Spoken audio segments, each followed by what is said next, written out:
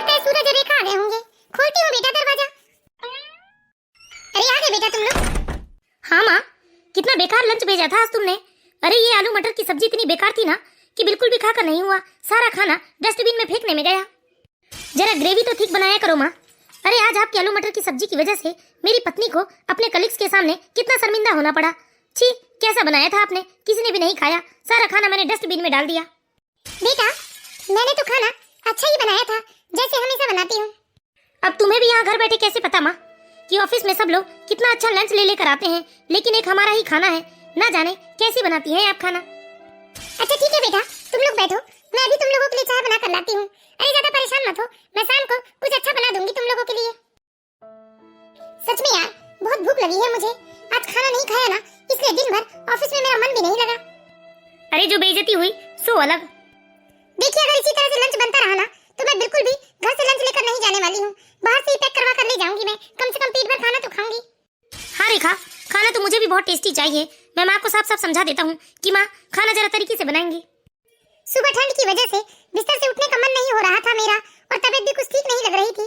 लेकिन फिर भी मैंने सोचा कि बेटे बहू लंच में क्या लेकर जाएंगे, इसलिए मैं मन मार कर उठी और बेटे बहू के लिए कितनी परेशान होकर मैंने खाना बनाया।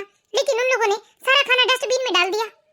चाहे मेरी तबीयत अच्छी हो ना हो, लेकिन मैं यही सोचती हूँ कि मेरे बेटे बहू दोनों ऑफिस जाते हैं तो कम से कम मैं उन्हें घर में खाना बना कर दे दूं। लेकिन इन लोगों ने कभी भी मेरे काम काज की इज्जत नहीं की। जब देखो तब मेरे खाने में बस नुक्स ही निकालते रहते हैं। मम्मी जरा जल्दी चाय बनाओ, और सुनो चाय के साथ कुछ पकोड़े भी तल देना, भूख लगी है हम लोगों को। हाँ बेटा अभी ले आती हूँ। ये है शारदा जी। शारदा जी की एक बेटी और एक बेटा है। बेटी की शादी हो चुकी है और बेटे की भी शादी हो चुकी है। बेटा बहू दोनों बहुत बड़ी कंपनी में एक अच्छे पोस्ट पर जॉब करते हैं। घर में बाकी काम काजों के लिए तो काम वाली लगी है, लेकिन सिर्फ खाना बनाने का काम होता है जो शारदा देवी जी करती है। लेकिन फिर भी इतना सब कुछ करने के बावजूद उनके बेटे बहू कभी भी उनके काम की रिस्पेक्ट नहीं करते। उनके हर काम में बस नुक्स निकालते हैं। शारदा जी अपने बेटे बहू के ऐसे व्यवहार से बहुत ही दुखी रहती है। बेटे के कहे अनुसार शारदा जी अपने बेटे बहू के लिए चाय और पकोड़े बनाती है, और जब शारदा जी अपने बेटे बहू को चाय और पकोड़े देती है तो उनको बेटा फिर से पकोड़े में नुक्स निकालता है। क्या मम्मी, ये कैसे पकोड़े बनाए हैं आपने? अरे कितना ज्यादा नमक डाल दिया है आपने पकोड़े में। और ये चटनी में तो नमक ही नहीं डाला है आपने। अरे बेटा, लेकिन मैं तो हमेशा जितना नमक डालती हूँ उतना ही नमक डाली हूँ। लेकिन मम्मी ये पकोड़े तो बहुत ही बेकार लग रहे हैं। ये पकोड़े लेकर जाइए आप। नहीं होंगे ये पकोड़े हमसे खाकर, हम लोग चाय बिस्किट से ही काम चला लेंगे। और सुनिए मम्मी, कल आप लंच में आलू के पराठे और टमाटर की चटनी दे देना। मैं आपको पहले ही कह देता हूँ, जरा ढंग कर बनाना आप। ठीक है बेटा, बना लूंगी मैं। अच्छा सुनो रेखा, मैं पिज्जा ऑर्डर करता हूँ, तुम कमरे में चलकर फ्रेश हो जाओ। हम लोग पिज्जा ही खाते हैं साथ में। ठीक है यार, जो भी ऑर्डर करना है जल्दी करो, मुझे बहुत भूख लगी है। पकोड़े तो मैंने खाकर देखे, पकोड़े तो बिल्कुल वैसे ही बने हैं जैसे मैं हमेशा से बनाती हूँ। लेकिन ये सूरज को क्या हो गया है, आजकल मेरे हाथ से बनाए खाने इसे पसंद ही नहीं आता। हर चीज में ये कमी ही निकालता है। कल मैं सुबह जल्दी उठ जाऊंगी और आलू के पराठे बहुत ही मन से बनाऊंगी, और बिल्कुल ध्यान रख के नाप तोल कर बनाऊंगी कि उसमें मुझे नमक कितनी डालनी है, मिर्ची कितनी डालनी है, ताकि मैं सूरज को शिकायत का मौका न दे सकूं और मेरे बेटे बहू मेरे हाथ से बनाए पराठे खुशी खुशी खाएं। बेचारी शारदा जी अपने बेटे बहू को खुश करने के लिए उनकी पसंद का खाना बनाती, लेकिन उनके बेटे बहू को उनके हाथ के खाने में कुछ स्वाद ही नहीं आता। इसी तरह रात बीत जाती है और दूसरे दिन सुबह शारदा जी जल्दी उठ जाती है और अपने बेटे बहू के लिए गर्मा गर्म आलू के पराठे तैयार करने लगती है। और पराठे तैयार करने के बाद जब वो अपने बेटे बहू को आलू के पराठे और चटनी परसती है। रेखा जल्दी आ जाओ, माँ ने आलू के पराठे तैयार कर दिए हैं। कल तुमने अच्छे से खाना नहीं खाया था ना, आज जी भर के आलू के पराठे खा लो। हाँ सूरज जी, बस आई। सच में मुझे तो आज सुबह सुबह ही भूख लग गई है। आजकल खाना पीना बिल्कुल समय पर नहीं मिल रहा है ना, और ना ही कुछ अच्छा मिल रहा है। हाँ लेकिन मैंने कल माँ को बता दिया था, तो हो सकता है उन्होंने आलू के पराठे जरा ढंग से बनाए होंगे। लो बेटा, मैंने तुम्हारे लिए गर्मा गर्म आलू के पराठे तैयार कर दिए हैं। माँ ये क्या बना दिया आपने? अरे मैं कहता हूँ आपका ध्यान कहाँ रहता है? पराठे में तो न नमक का पता चल रहा है ना ही मसाले का। कितना सादा पराठा बना दिया है आपने, पूरा मूड खराब हो गया मेरा। कितने दिनों से मुझे पराठे खाने का मन था और आज पराठे मिले भी तो बेसवाद से। क्या माँ, इससे अच्छा तो मैं बाहर से ही पराठे खरीद कर खा लेता।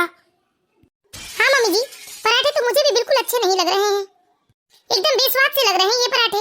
एक काम कीजिए, ले जाइए आप इन्हें, रख दीजिए, मुझसे तो खाकर नहीं होगा। सुनिए जी, चलिए ऑफिस में हम लोग बाहर से आज खाना पैक करवा कर ले जाएंगे अपने लंच में। लेकिन मैंने तो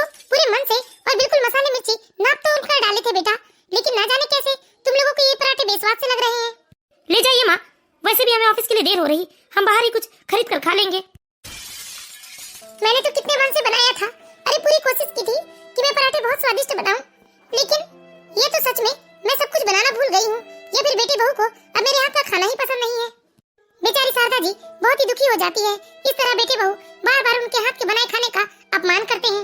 अब तो आए दिन का यही लगा था, चाहे शारदा जी खाने में कुछ भी बना ले, लेकिन उनके बेटे बहू को उनके हाथ का खाना पसंद ही नहीं आता था। और शारदा जी भी ये सब सुन सुनकर बहुत ही त्रस्त हो गई थी।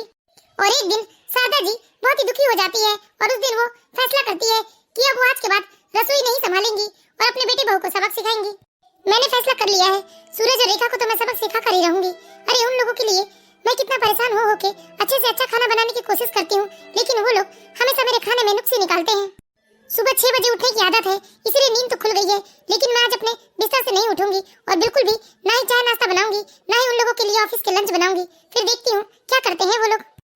मैं ये सब करना तो नहीं चाहती, अपने बेटे बहू को परेशान नहीं करना चाहती, लेकिन मैं भी कब तक इस तरह की बातें सुनूंगी। मुझे अब बहुत बुरा लगने लगा है कि मेरे बेटे बहू मुझे बार बार शर्मिंदा करते हैं। थोड़ी देर बाद सूरज और रेखा भी उठ जाएंगे, लेकिन जब चाय नाश्ता उन्हें हाथ पर नहीं मिलेगा तब उन्हें मेरी याद आएगी। लेकिन मैंने भी ठान लिया है कि मैं तो बिल्कुल भी बिस्तर से नहीं उठने वाली। शारदा जी ने तो मन बना लिया था कि वो अपने बेटे बहू को सबक सिखाकर रहेंगी, इसलिए वो सुबह उठने के बावजूद अपने बिस्तर से नहीं उठी थी। और थोड़ी देर बाद उनके बेटे बहू भी उठ जाते हैं, लेकिन वो लोग देखते हैं कि आज चाय नाश्ता तो उन्हें तैयार नहीं मिला। तो बेटे बहू परेशान हो जाते हैं और अपनी माँ के कमरे का दरवाजा खटखटाने लगते हैं। माँ, माँ, सोकर नहीं उठी क्या माँ आप? लगता है ये दोनों सोकर उठ गए। मेरे कमरे का तो दरवाजा टिका हुआ है, यदि मैं कमरे से बाहर नहीं जाऊंगी तो ये खुद अंदर आ जाएंगे। मम्मी जी, मम्मी जी, देख लो चाय नाश्ता तैयार नहीं मिला तो कैसे प्यार से मम्मी जी कर रहे हैं। लेकिन मैं भी बिस्तर से टस से मस नहीं होने वाली, क्योंकि अब तो मेरा फैसला अटल है, इन लोगों को मैं सबक सिखा कर ही रहूंगी। माँ, जल्दी उठकर चाय नाश्ता तो दे दो। और वैसे भी आज तो मुझे ऑफिस जल्दी जाना है, आज मंडे है, अभी तक आप उठी क्यों नहीं? अब आएगा बेटा तुम्हें समझ में कि तुम्हारी माँ तुम्हारे लिए क्या है। इस तरह शारदा देवी जी करवट बदलकर चुपचाप बिस्तर में लेटे रहती है। जब आवाज लगाने के बाद भी शारदा जी बाहर नहीं आती, तब उनकी बहू कमरे में आती है। मम्मी जी, आपकी तबीयत तो ठीक है ना? क्या हुआ, अभी तक सोकर नहीं उठी आप? हाँ बहू, तबीयत तो बिल्कुल ठीक है मेरी, लेकिन ठंड कितनी है और ठंड की वजह से बिस्तर से उठने का मन नहीं कर रहा, इसलिए नींद भी आ रही मुझे। क्या आपको नींद आ रही है मम्मी जी? हाँ बहू, मुझे बहुत नींद आ रही है। सुनो, जाते वक्त ना मेरे कमरे का दरवाजा टिका देना, मैं 1 आध घंटे सो ही जाती हूँ। रेखा अपनी सास की बात सुनकर झुंझुलाते हुए कमरे से बाहर चली जाती है और वो जाकर अपने पति सूरज से बात करती है। अरे क्या हुआ रेखा, माँ ने चाय नाश्ता तैयार किया क्या? सूरज जी, कल मम्मी जी को इतने सुनाने की जरूरत क्या थी आपको? सब आपकी गलती है। लगता है मम्मी जी ना हम लोगों से नाराज हो गई है, इसलिए वो आज बिस्तर से नहीं उठ रही है। आप बताइए, लंच और ब्रेकफास्ट कौन बनाएगा? अरे यार, तुम ये क्या बोल रही हो? अरे सब आपकी गलती है, आपने ही कल ना कुछ ज्यादा ही सुना दिया था मम्मी जी को, इसलिए वो बुरा मान गई है। अरे यार, अब क्या करूं? कल मुझे ना बहुत गुस्सा आ गया था, इसलिए मेरे मुंह से निकल गया। लेकिन तुम रुको, मैं माँ को मनाता हूँ। मैं जानता हूँ माँ मुझसे ज्यादा देर गुस्सा नहीं रह सकती। हाँ जाइए, मम्मी जी को मनाइए, क्योंकि मुझसे तो ये ब्रेकफास्ट और लंच नहीं बन पाएगा। मैं तैयार हो जाती हूँ ऑफिस के लिए। हाँ, तुम बिल्कुल चिंता मत करो, मैं माँ को मना लूंगा। मनाना तो पड़ेगा ही, क्योंकि मुझसे तो नहीं होता ये लंच और ब्रेकफास्ट बनाने का काम। माँ, माँ, अब आया है मेरा बेटा चिकनी चुपड़ी करने के लिए, लेकिन मैं भी बिस्तर से टस से मस नहीं होने वाली। माँ, ओ मेरी प्यारी माँ, मुझसे नाराज हो क्या आप? उठो ना माँ, मेरे लिए कुछ बढ़िया सा नाश्ता बना दो। देखो तुम्हारे बेटे को बहुत भूख लगी है। माँ। सूरज अपनी माँ से मीठी मीठी बातें करने लगता है, जैसे वो बचपन में किया करता था। और सूरज को लग रहा था कि उसकी माँ उसकी मीठी मीठी बातों में आकर वो बिस्तर से उठकर उसके लिए चाय नाश्ता तैयार कर देगी। लेकिन शारदा जी के दिल को गहरी ठेस पहुंची थी, इसलिए उन्होंने सोचा कि वो इस बार तो अपने बेटे बहू को सबक सिखा कर रहेगी। शारदा जी ने भी इरादा पक्का कर लिया था कि इस बार तो वो किसी की बातों में नहीं आएगी। वैसे भी शारदा जी को अब लग रहा था कि सारी गलती उन्हीं की है, क्योंकि रसोई संभालने का काम तो बहू का होता है। लेकिन शारदा जी ने सोचा था कि चलो घर पर ही रहती हूँ तो अपने बहू की मदद कर दूं, इसलिए वो खाना बना देती थी। लेकिन इतना सब कुछ करने के बाद भी शारदा जी को सिर्फ और सिर्फ अपमान और शर्मिंदगी झेलनी पड़ी थी, इसलिए वो इस बार अपने बेटे बहू की बात में नहीं आती। माँ, उठो ना माँ। अरे क्या हुआ सूरज, क्यों मामा की रट लगा रहा है? माँ, उठो ना जल्दी प्लीज, जरा अच्छा सा चाय नाश्ता तो तैयार कर दो। और सुनो ना, ऑफिस का भी टाइम हो रहा, लंच भी तैयार कर दो।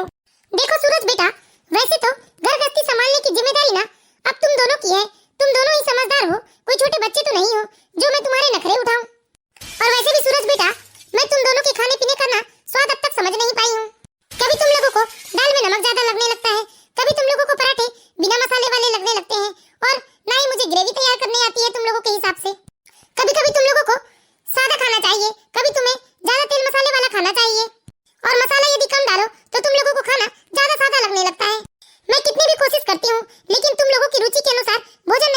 जानती हूँ, तो क्यों ना तुम लोग ऐसा करो कि अब तुम लोग अपने खाने पीने की व्यवस्था खुद ही देख लो।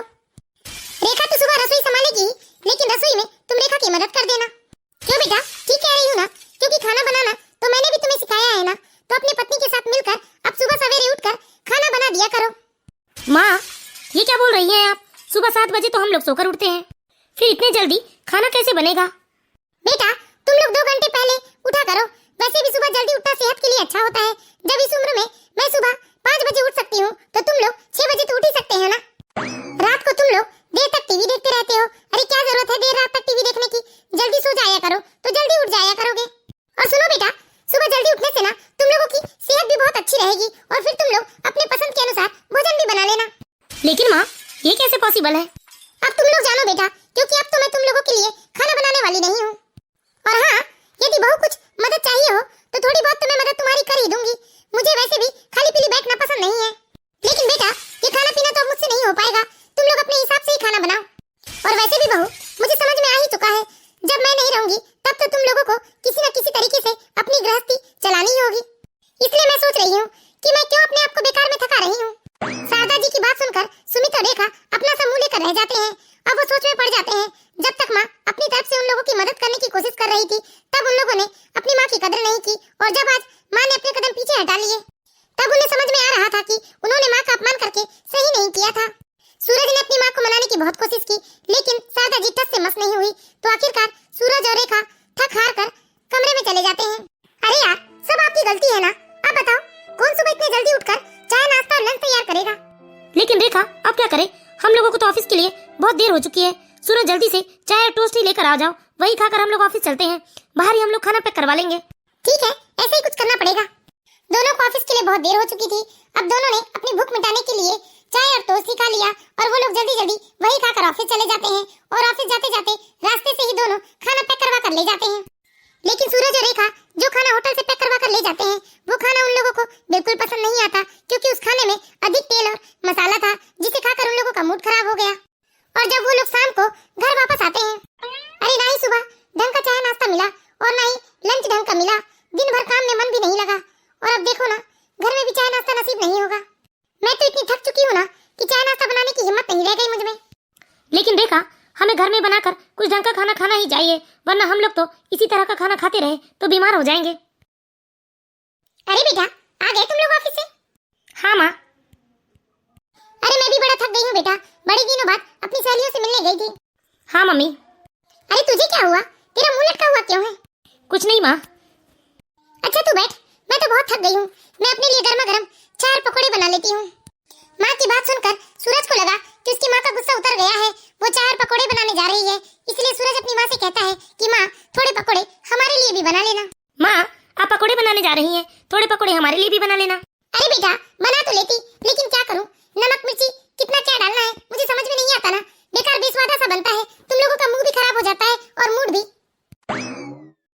तो शारदा जी रसोई में जाती है और अपने लिए पकौड़े बना लेती है, और पकौड़े अपने बेटे के सामने बैठकर खाने लगती है। रेखा सिर्फ अपने पति के लिए चाय और टोस्ट ही लेकर आती है। लेकिन सूरज जब देखता है कि उसकी माँ घर के बने हुए पकौड़े खा रही है, तो सूरज से रहा नहीं जाता, और सूरज अपनी माँ के प्लेट से उठाकर पकौड़े खाने लगता है। माँ, ये पकौड़े मुझे दे दीजिए, मैंने पूरे 3 टाइम से कुछ भी ढंग का नहीं खाया है, मुझे बहुत जोर की भूख लगी है माँ। अरे मेरे बेटे को भूख लगी है, ठीक है बेटा खा लो। लेकिन देखो, ये पकौड़े ना बहुत ही बेस्वाद है, इसमें नमक भी ज्यादा है, ये तुम्हारे हिसाब का नहीं है। माँ, हमें माफ कर दो माँ, और देखो ये नाराजगी छोड़ दो माँ, और रसोई संभाल लो आप। अरे बेटा, मैं तुम लोगों से नाराज नहीं हूँ, और वैसे भी एक माँ कितनी देर तक अपने बच्चों से नाराज रह सकती है।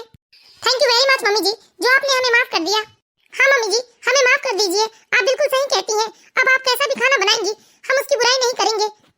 हमें समझ में आ गया है मम्मी जी कि घर के खाने की कीमत क्या होती है। देखो बहू, मैंने घर का माहौल सहज बनाने के लिए तुम दोनों को माफ तो कर दिया, लेकिन इसका मतलब ये नहीं कि कल से रसोई मैं ही संभालूंगी। रसोई तो तुम लोगों को ही संभालनी है। वैसे थोड़ी बहुत मदद मैं तुम लोगों की कर दूंगी, लेकिन आज के बाद लंच और डिनर तो तुम्हें ही बनाना होगा। और वैसे भी बेटा, अब तो मेरी उम्र हो चली है, इसलिए मैंने अपनी दिनचर्या बदल ली है। ठीक है बेटा, ये पकौड़े तो खा लो तुम, लेकिन पकौड़े खाने के बाद डिनर की तैयारी कर लेना, क्योंकि मैं अब अपनी बाकी सहेलियों की तरह मजे से बैठकर शाम को टीवी देखूंगी जब तक मुझे नींद नहीं आ जाती। ठीक है बेटा, मैं चलती हूँ अपने कमरे में। इतना कहकर शारदा जी ठुमकते हुए अपने कमरे की ओर चली जाती है। और बेटे बहू अपनी गलती पर अफसोस करने लगते हैं। दोस्तों, कभी कभी इंसान किसी के प्रयासों को महत्व नहीं देता और जब वक्त बदल जाता है तब उन्हें अफसोस होता है कि उसने ऐसा क्यों किया। मैं आशा करती हूँ दोस्तों, आप लोगों को मेरी ये छोटी सी कहानी जरूर पसंद आई होगी। यदि कहानी अच्छी लगी हो तो प्लीज इस वीडियो को लाइक करें और इसी तरह की प्यारी प्यारी मोरल स्टोरी देखते रहने के लिए हमारे चैनल सास बहू की दुनिया को सब्सक्राइब करें। Thank you watching for my video.